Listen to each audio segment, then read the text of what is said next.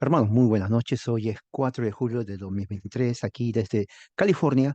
Hoy día se está celebrando todavía con fuegos artificiales la independencia de Estados Unidos. Bueno, lo que quiero hablar ahora es acerca de qué es lo que motivó o condujo a la decisión final para que los padres fundadores declaren la guerra a Gran Bretaña por la independencia política y así dar lugar al nacimiento de otra nación llamada los Estados Unidos de América, que en este momento, por la gracia de Dios, sigue siendo el país número uno poderoso. Y digo por la gracia de Dios porque en estos momentos hay muchos problemas y conflictos internos políticos, sociales, inclusive morales y espirituales. Pero Dios es fiel y Dios sigue protegiendo esta nación. El tema de hoy es acerca de lo que estuvo detrás de la guerra contra la Gran Bretaña de la independencia.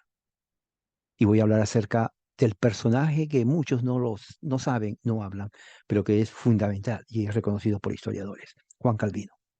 Sí, Juan Calvino, el reformador ginebrino del siglo XVI, que tiene que ver con la independencia de Estados Unidos muchísimo, muchísimo, como lo vamos a ver ahora en este breve video.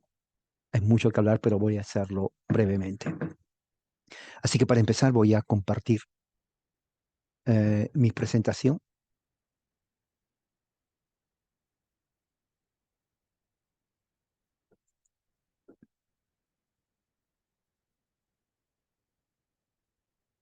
Aquí está. Bien. Calvino y la Revolución Americana. Entonces, quiero que me sigan atentamente. Para 1776, los colonistas ya estaban decididos. La única forma de hacer frente a los abusos de la corona británica era el uso de armas en una revolución para la libertad política, económica y religiosa. La pregunta era, ¿de dónde se inspiraron y sacaron la fuerza moral y convicción en sus principios para hacer frente a una potencia como a la corona británica? Aunque usted no lo crea, pero se debe a los escritos de un ginebrino que vivió 2 siglos antes, Juan Calvino, que vivió del año 1509 hasta 1564. Hoy analizaremos un documento que es la base de las llamas de la Revolución Americana en 1776. Las instituciones de la religión cristiana fueron escritas por Juan Calvino, el reformador francés, que pasó la mayor parte de su vida predicando y enseñando fielmente la palabra de Dios en Ginebra, Suiza. Fue publicado por primera vez en latín en el año 1536. Su última revisión importante en 1559, los institutos se convirtieron en la obra teológica más influyente de la Reforma protestante del siglo XVI. Calvino dedicó sus institutos al rey Francisco I de Francia. Escribió un discurso preliminar instando al rey católico francés a tomarse en serio los principios teológicos de los reformadores protestantes. Se lo ofreció al rey, personaje nadie impresionado por la doctrina reformada, como un testimonio de lo que realmente es la fe reformada.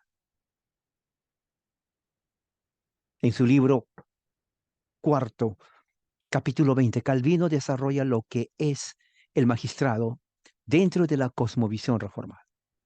Este es el marco filosófico que influyó a puritanos ingleses, presbiterianos escoceses y a los colonos en América y padres fundadores. A continuación, el párrafo que incendió el deseo de la revolución en los colonos. Sobre el gobierno civil. Pero en esta obediencia que consideramos debida a los mandatos de los gobernantes, debemos siempre hacer la excepción. Es más, debemos tener especial cuidado de que no sea incompatible con la obediencia a aquel a cuya voluntad deben ser los deseos de todos los reyes, súbditos, ante cuyos decretos deben ceder sus órdenes. ante cuya majestad deben inclinarse sus cetros. Y, en verdad, cuán absurdo sería el complacer a los hombres, incurrir en la ofensa de aquel por cuya causa obedecéis a los hombres. Muy claro, Juan Calvino, en este párrafo. Toda la entrada 32 sigue, esta es solamente una parte. Sigamos leyendo. El Señor, por lo tanto, es Rey de Reyes.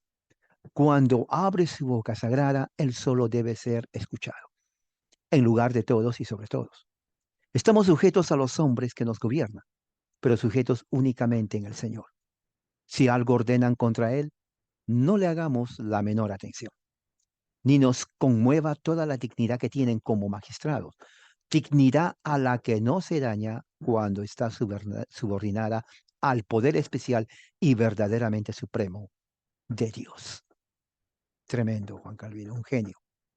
Sobre esta base, Daniel niega haber pecado en alguna forma contra el rey cuando rehusó obedecer su impío decreto, porque el rey se había excedido en sus límites.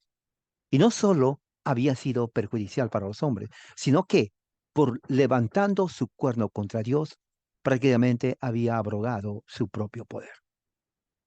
Por otro lado, los israelitas son condenados por haber obedecido con demasiada prontitud el impío edicto del rey, porque cuando Jeroboam hizo el becerro de oro, abandonaron el templo de Dios y en sumisión a él se rebelaron a nuevas supersticiones.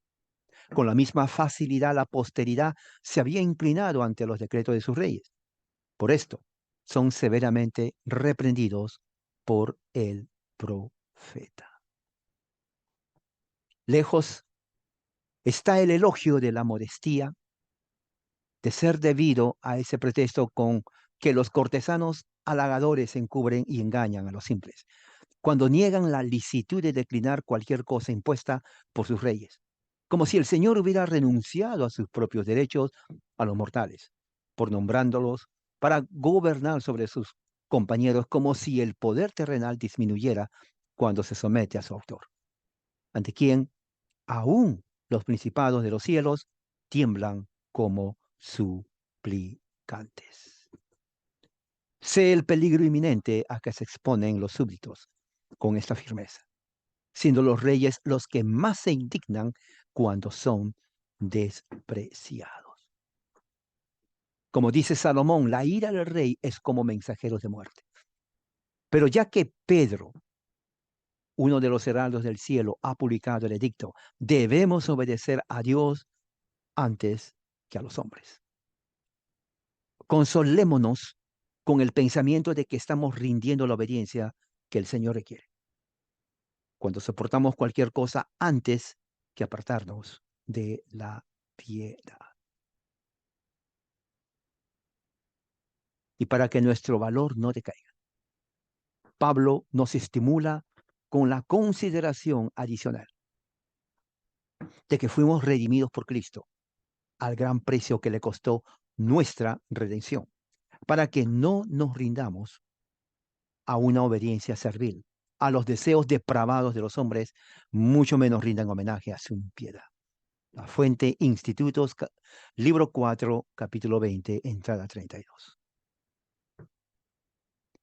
Los hijos de Calvino pelearon en la revolución. Se estima que de los 3 millones de estadounidenses en el momento de la revolución americana, 900.000 eran de origen escocés o escocés-irlandés, o sea, presbiterianos. 600.000 eran ingleses puritanos y 400.000 eran alemanes u holandeses reformados, entre los cuales también entran los luteranos. Esta es la fuente de Lorraine Banner, Calvinismo in History. Calvinism in History, The Grace Online Library, de la librería en la Internet Gracia. Mi conclusión. Los padres fundadores, así como los ministros, leyeron a Calvino, especialmente a la sección del magistrado civil. Fueron las ideas de Calvino que motivó a los miles de ministros a ser llamados el ejército de las túnicas negras y a estadistas como Franklin, Adams, Jefferson y otros a decidir el pelear contra la corona británica por la libertad política, social, económica y religiosa. El rey George III lo sabía Los hijos de Calvino estaban detrás de la revolución. 4 de julio de 1776 pasó a la historia del nacimiento de una nación guiada por la mano de Dios. Y así quise compartir con ustedes algo histórico, algo que está en los libros. Hay miles, yo creo que ya pasaron millones, documentos de primera mano, de la evidencia histórica que detrás de la revolución de este gran país estuvieron los ministros presbiterianos, en su mayoría, pero también habían otros. Y no solamente los ministros, todo el pueblo, las colonias, entendieron. O era ese momento, o tal vez hubieran sido otra colonia más bajo la tiranía británica. Pero por la providencia de Dios, por su plan eterno, supremo, como juez de las naciones, permitió que esta nación nazca bajo el liderazgo, bajo las ideas de personas que entendieron. En este caso, el más principal, Juan Calvino. Que la gracia del Señor sea con ustedes y así ustedes ya tienen un conocimiento de lo que está detrás del nacimiento de los Estados Unidos de América. La gracia de Dios sea con ustedes. Amén.